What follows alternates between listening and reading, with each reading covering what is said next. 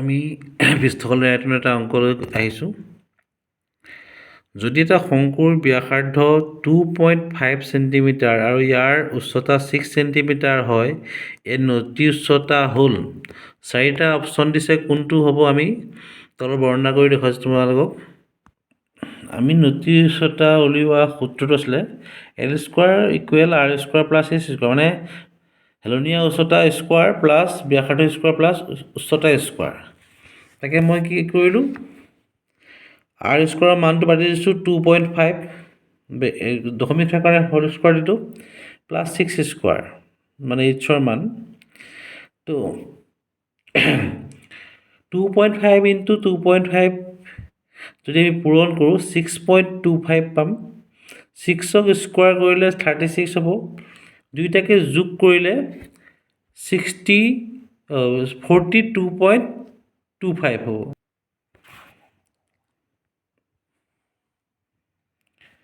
(6.25) লগত 36 যোগ কৰিলে 42.25। 6.25 লগত 36 যদি যোগ কৰোঁ 42.25, ইয়াক মই দশমিকটো উঠাই ল'লোঁ, এইটো 100ৰে হৰণ কৰিলে দশমিকটো উঠি যাব পাৰে।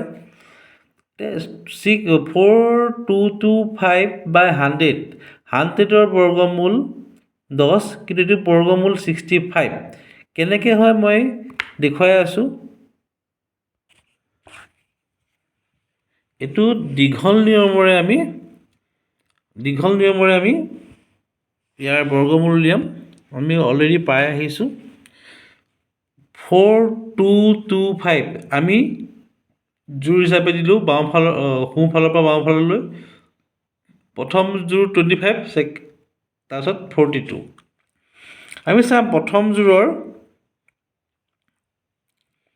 42টো আছে, 42 আছে, তাৰ ওচৰৰ বৰ্গ সংখ্যা কি? 36। সদায় আমি হৰণ কৰি সৰুটো ল'ম। ইয়াক আমি 36 পাবলৈ হ'লে 6 পূৰণ কৰিলোঁ, 6 গুণ 36।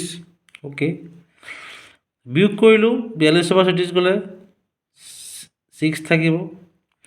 আমি এই 6টো প্লাছ কৰিলোঁ, এইটো 6 প্লাছ কৰিলে আমি 1 2 পালোঁ, 4,225 আছে, 36 হৰণ কৰিলে 6 পালোঁ, 25টো নামি আহিছে, 6 যোগ কৰিলে কি পাম? 12 পাম।